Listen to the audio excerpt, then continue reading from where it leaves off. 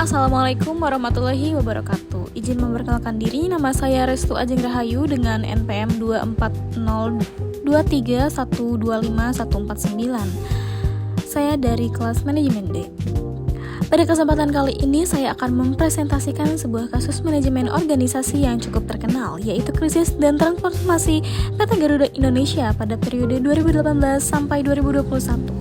Kasus ini mencakup bagaimana manajemen yang buruk dapat membawa sebuah perusahaan besar menuju krisis dan bagaimana strategi organisasi digunakan untuk melakukan penyelamatan. Nah baik, sekarang saya akan bahas mengenai latar belakang perusahaan. Jadi PT Garuda Indonesia adalah maskapai penerbangan milik negara yang sudah ada sejak tahun 1949. Sebelum krisis, Garuda merupakan salah satu maskapai terbaik di dunia dan memiliki sekitar 7.000 karyawan. Namun, ekspansi besar yang dilakukan pada tahun 2013 sampai 2017 justru menjadi salah satu penyebab masalah yang muncul kemudian. Kita lanjut ke slide ketiga, itu tentang masalah utama. Yang pertama, ada manajemen yang tidak efektif. Jadi, krisis yang terjadi sebenarnya bukan hanya karena pandemi, tetapi karena manajemen yang kurang efektif sejak beberapa tahun sebelumnya. Yang kedua, utang menumpuk hingga 100 triliun. Utang perusahaan mencapai lebih dari 100 triliun rupiah. Dan yang ketiga, itu ada keputusan rute yang tidak pasti dan tidak menguntungkan. Jadi, banyak rute yang dibuka tetapi tidak menghasilkan profit. Dan budaya organisasi pun kurang sehat akibat skandal dan ketidakpastian. Yang keempat, ya biaya operasional yang tinggi, tidak menghasilkan profit. Dan kelima itu ya skandal internal budaya yang tidak sehat. Nah, kemudian kita akan membahas slide keempat, yaitu menganalisis menggunakan fungsi manajemen. Fungsi manajemen pada empat, perencanaan, pengorganisasian, pengarahan, dan pengawasan. Dan yang pertama, kita akan membahas tentang perencanaan planning. Jadi, ekspansi itu dilakukan tanpa analisis, risikonya itu sangat berat. Kemudian proyeksi pendapatan gak akan realistis.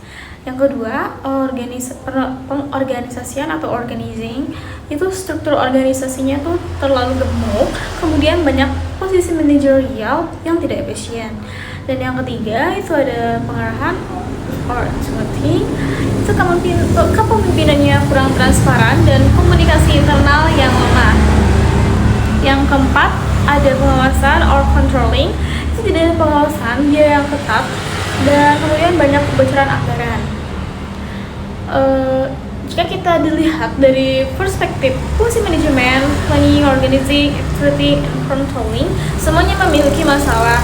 Perencanaan yang kurang matang, struktur organisasi yang terlalu besar, dan gaya kepemimpinan yang lemah, hingga penguasa internal itu gak akan berjalan dengan baik. Selanjutnya, kita akan bahas mengenai dampak dari organisasi.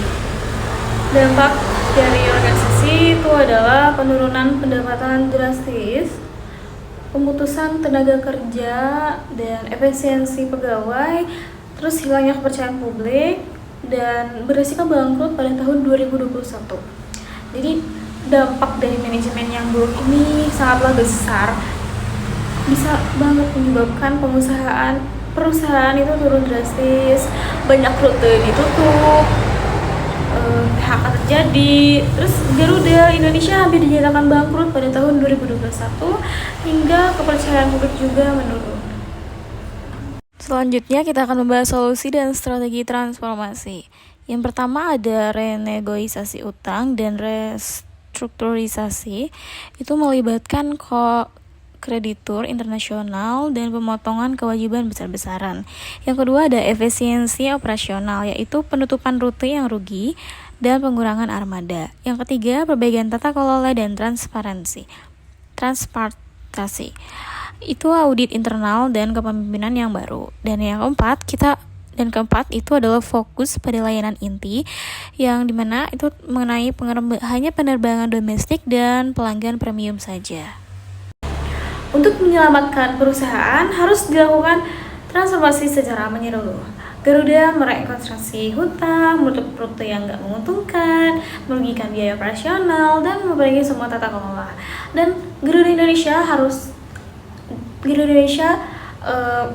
fokus pada perusahaan kembali diarahkan pada layanan inti dan domestik.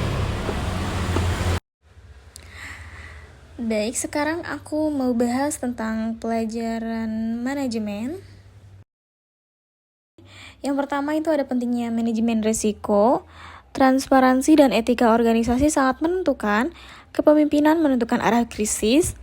Perencanaan tanpa analis dapat fatal. Budaya organisasi itu mempengaruhi performa. Jadi dari kasus ini kita belajar bahwa manajemen risiko dan perencanaan strategis itu sangat penting.